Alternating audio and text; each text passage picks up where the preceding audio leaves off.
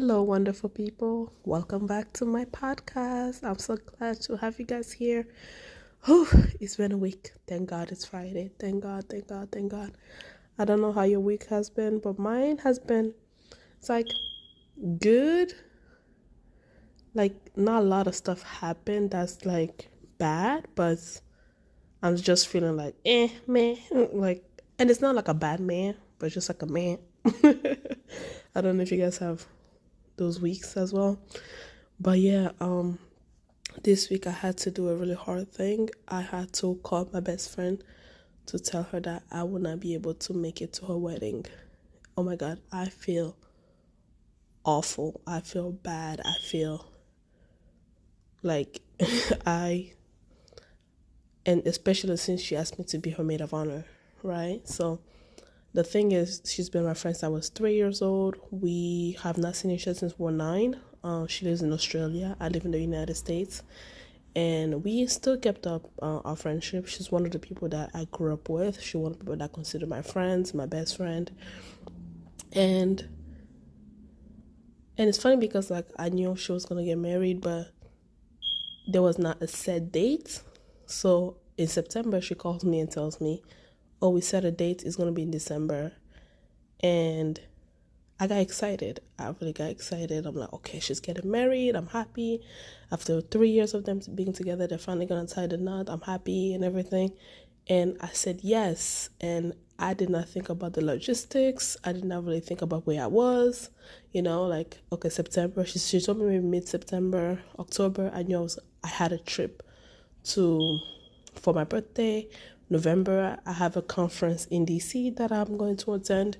And then like I sort of knew something was going to happen in December, but I wasn't sure. It wasn't not confirmed. Like I just had like a feeling, But because of my track records, which things just not working out my way, that feeling was not very concrete. So I said yes to her. And then on my birthday, I get an email that, hey, I'm being selected for this position and they want me to go in for a written exam and an oral exam and all those stuff. And I'm just like, oof, I won't be able to fly to Australia. And then I'm looking at the flight time. Oh my God, some of the flight time had literally 47 hours. Why? Like the first flight that I was looking at had 27 hours. Like that I can do, right? But 47, it was just like, it felt like the flight time kept on increasing and it would just not make logical sense. Even though if I say I will go to one wedding, I will not be able to come back on time and have the mental capacity of going in for my test because it was literally happening on the same week. And paying $2,000 to just like, and this is weird because like, even though I'm talking about it now, like I'm still feeling like I should go. I'm still looking at the flight tickets. I'm still looking at the flights and I'm still like, ooh, Like I did save up my flight money specifically for that. So I still have the money to like pay for it. But logistically, it just won't make sense. And it's weird. It feels weird, right? It feels weird because this is your best friend. And I've been calling and texting her. I haven't heard anything from her in a couple of days, and whenever I call, she like we don't really have concrete conversations, and sometimes she doesn't pick up and she doesn't call back. So I had to leave her a voice note, and I know that it crushed her, and I feel super bad, but it was just like, whew. So I'm feeling it. It was so not a light decision, and I'm the type of person who believes like in karma. Even if I don't do something bad, I just feel like if you have an event and she decides not to show up, you cannot be mad at her because you did this to her. And even though I did not do it intentionally, I still kind of feel it. I don't know if you guys are those type of people. It's like you did not do it intentionally, but you still like feel it. You feel like, ooh, like she gets a pass at a lot of stuff now, But I hope that I will hear from her. I still want her to include me. Let's hope that she will. I haven't heard anything from her, so we shall see. And this will lead me to the topic of today. Sorry for that rant. I just needed to rant. Now that I let it out, I feel a little bit better. So thank you for that. The topic of today will be la dot, right? In French, we call it la dot. in English, the dowry. Because I had to explain to my hairdresser recently why Africans do the dowry, because she was telling me, yeah, they don't do that. And then when I was explaining, like, because when she heard about like the monetary part, she was kind of like turned off, and here's the thing, right? This is one of the two reasons why I never wanted to do the dowry thing, right? And I was so against it. One of the two reasons, one of it being like giving the man a power to say that he bought me, because men do say that when they pay your dowry, so they'll be like, yeah, I gave even more. So it has become a very pompous thing. And second is because the dowry is supposed to be received by your father, and I don't feel like my father should have my dowry. But before we get there, let's go back to the beginning. What is the dowry? So, traditionally, African weddings, and I think some cultures also have this, right? Weddings are supposed to be between two families. Two people have met, they have fallen in love, they go to their family. So what happens is a man will send a letter through the girlfriend to the girl's family, asking for a date to come present himself. And the family reads the letter, and usually he leaves like a little, like, $100, for like, the right away, right? And usually he comes with his family, introduce himself, and tell them, like, and then the family respond, of course, they give him a date. And then the family comes, the groom's family comes and say, we are here to ask for your daughter her hand in marriage and everything. And the father asked the daughter, do you accept? She said, yes. Do you know this man? Are you sure it's him? They're like, yeah, blah, blah, blah, blah. And then they're like, okay, we're going to give you a letter back. So they will send it. So the bride's family will send a letter. Like, there's a slight variation on how different African groups do it, but it sort of follows the same rule. The family, the bride family will send back a letter saying that, they'll send a letter to the bride for the husband, giving them the list of things that they would like in order for the man to marry their daughter, which is the dowry. Now, traditionally, the dowry is supposed to symbolize a family unification, because in African culture, like, you don't marry the man, you marry into a family, right? The man marries your family. They will call your mother, mother. They will call your father, father, right? So it's two families who have agreed to unite, right? So that's why it is like you're bringing a gift, right? You're bringing a gift to your new family, sort of thing. But the second reason why we do the dowry is for the man to show that he is capable to take care of the woman. So when the father is like, drafting his list, the stuff that he's asking is like, I took care of my daughter for education, for this, for that, blah, blah, blah. I raised a good person. I raised blah, blah. Some people, include virginity in it, but, that's so old school. I raised a good kid and blah, she's educated, so, and it's funny because, like, my mom was like, stop getting degrees because, we don't know how much he might want to pay. But, yeah, so when he drafts his list, it is supposed to symbolize, like, you are thanking me for the woman that we are giving you. And also, it's supposed to symbolize that you are capable enough to take care of our daughter. Because in my house, she was drinking milk. In my house, she was eating good. In my house, she was doing this, she was doing that. So she should be able to still have the same lifestyle, and more, not less, and more than what I was able to provide. That's what the dowry is supposed to symbolize. Back in the day, men brought spices, right? Because spices was the commodity, right? It was a high price thing. It symbolizes, something great, People brought rice, people brought like whatever they had. Like, it was just supposed to be a symbol. A, of gratitude for the way the parents raised the girl, and B, to show that a man is willing to is capable to work hard to provide for his wife. And when they ask, there's a negotiation part where it's like, yeah, they ask for 10 cows, and you're like, let's cap it at 5 cow, right? And all of that. But yeah, so that's the sort of like, and back then, people brought rice, whatever you bought that was valuable to you, as long as you were able to showcase, to kind of check the mark on those two goals, you were fine. But because of colonialism, the white men used the dowry as a weapon to create a lot of division. Let me explain. So, the commerce system in Africa is sort of like unknown. Even as a researcher, I'm still trying to figure out like how did people, trade goods and all of that. But it's relatively unknown, right? But back then, we did not have like, our commerce was not like the European style of commerce, right? So when the European came, they started making goods, they started having high prices, and then families, they created a system of like, like of course those systems existed already, it's part of society, but like in order to afford salt, let's say salt may have been like 1 cent, right?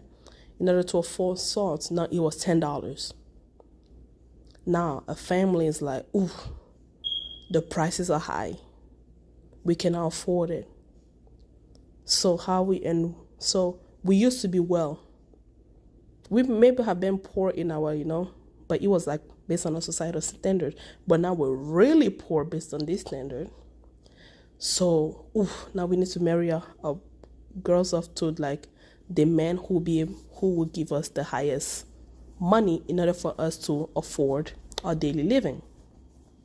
So in that sense, you see how families started asking for money, like a lot of money, in order to afford their daily lives. And marriage, of course, marriage was always like, in essence, it's a financial agreement. But to be honest, when you look at marriage contract between traditional African cultures and European cultures, the European culture was more a financial agreement, traditionally, right? Because if I'm not mistaken, in Europe, old Europe, right? I'm thinking about like those old school and a little stuff that I know from history, like for a girl to marry well, like people from the same class marry to each other, right? In order for you to marry well, like you needed to come from a good family. Think about the Pride and Prejudice. The Pride and Prejudice, one of my favorite books ever. Like the Bennets, they needed to show that they were financially stable, that the money was going to be in the family, for somebody like Mr. Darcy to find them favorable, right? Because a man doesn't want to feel like, oh, you only marry me for my wealth, or you're coming to marry me so that I can enrich your family, right? That was a European thing. But that thing also transcended in Africa. So it became also an African thing. And that made a lot of men bitter, because then they had to work really hard in order to afford to marry the people that they truly loved, and the way that and it became like, I'm going to marry you to prove your father, and not I'm going to marry you because I love you, right? Because love may have been the initial thing, but it turned to like a pride thing, right? Like I'm being told that I have to work hard for you, right? And then it's like, and your father, like back then I could have given him salt. Now I have to give him $10,000. So I have to work hard, slave, and like work in horrible condition just so I can marry you. So then men became violent. And there's actually like a research that I read during my master program that talked about this, and it looked at a case in Uganda when where domestic violence was peaked because of the dowry, or because of how colonizers weaponized the dowry system. But in its essence, it is not supposed to be about getting $10,000 and becoming rich off of your daughter. It is not supposed to be about that. And I think that mentality has continued until today, where it's like, because of social media too, you want to kind of show off, like, yes, I was able to afford my wife dowry price. I even gave more. They asked me for $10,000, I gave them $20,000. And I think it's ridiculous for any family to ask for $10,000. Like, you are not marrying off your kid, you're selling your kid. At that point, I just feel like you're selling your kid. You're selling your kid. And I don't think somebody else should pay for what you should, like, as a parent, it is your obligation to take care of your child. It is your obligation to raise a good civil servant, a human being. So I don't think somebody should pay for your work like that. But showing an appreciation, there are thousands of ways of showing an appreciation.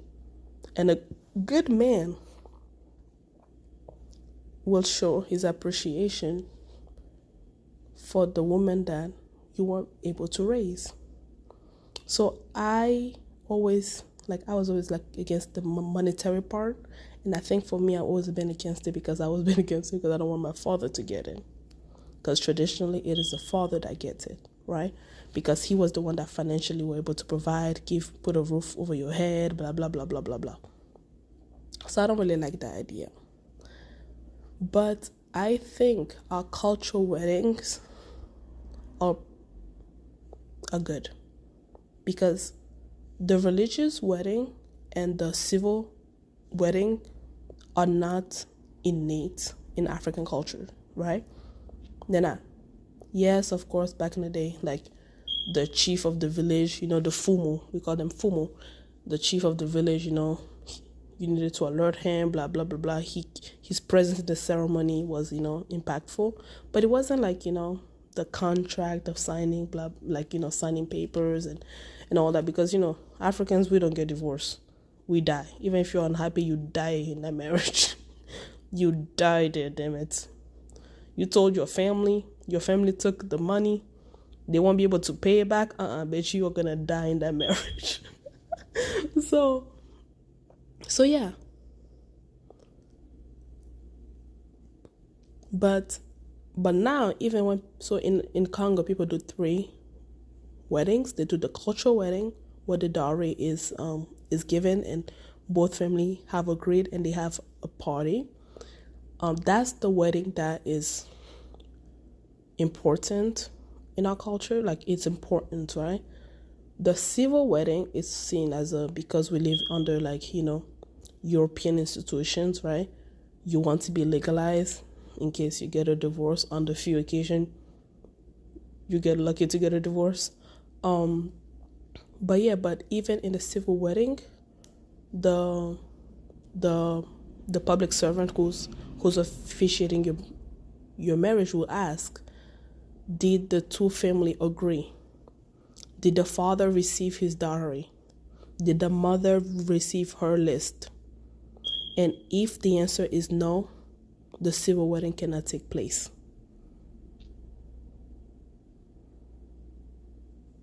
Let me repeat that. In the civil marriage in the Congo, they ask if the dowry has been paid, if everyone has gone, like your families, your elders have gone what they needed to get. If one person say no, the wedding does not take place. Then the official cannot proceed with the wedding, because a family member saying no is like when you're at church and then they say, if you have something to say it now or forever hold your peace. So you have to say it, right?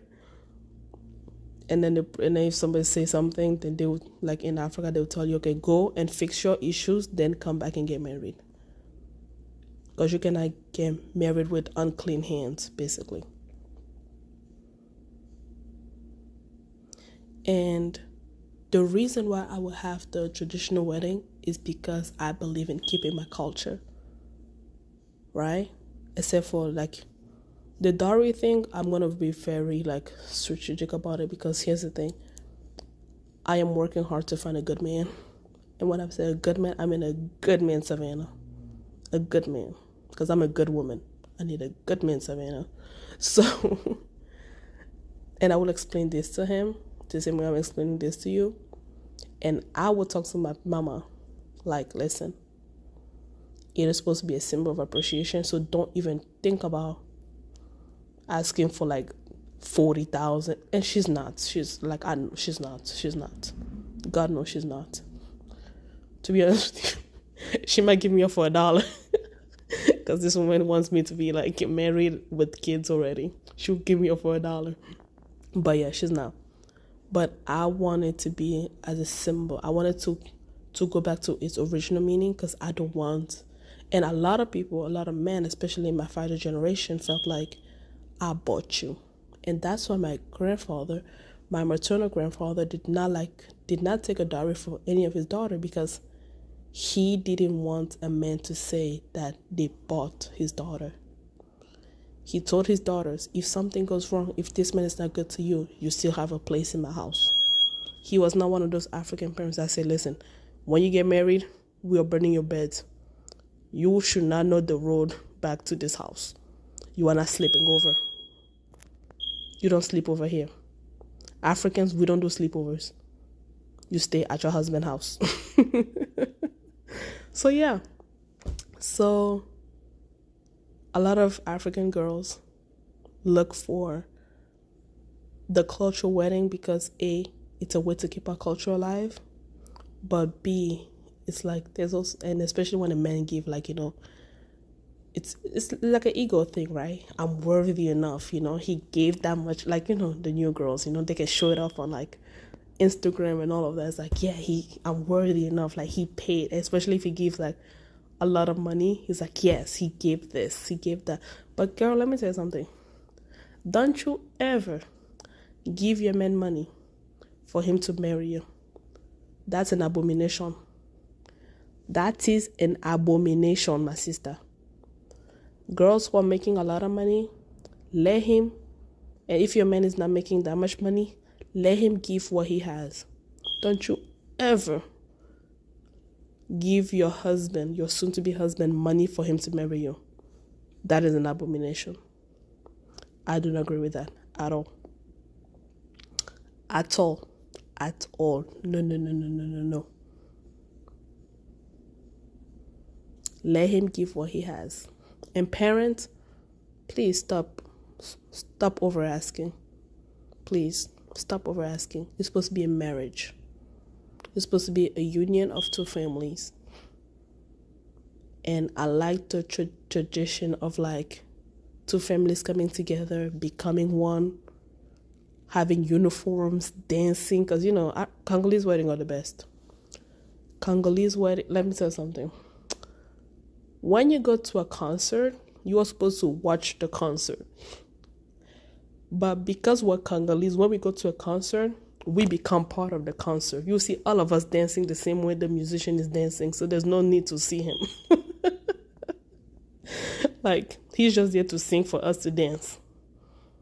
We don't need to see him make new moves because we already know all the moves. Congolese wedding are like a concert. Everybody knows the move. So as soon as the DJ hit the beat, we're all on the floor dancing. That's what I want my wedding to be. Like, I want my wedding to be like my closest friends, my closest family members, people who've been part of my life. Like, when I get engaged, I'm going to, like, when I send wedding invitation, I'm going to send a demo of every Congolese music that I know I'm going to play at my wedding so that y'all could start learning the moves. Because when you guys come in, you're dancing. Everybody's dancing. By the way, I don't have Congolese friends, so all of my white friends are going to learn how to dance. And please don't judge them for cultural appropriation. They get a pass. I gave them permission. Oh, Lord. So yeah, guys, that's a little bit more I wanted to share with you. I hope you learned something new about the dowry system, why we do it.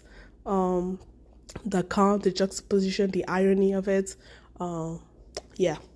Thank you for being here as always. I'll talk to you guys next time. Bye. Peace.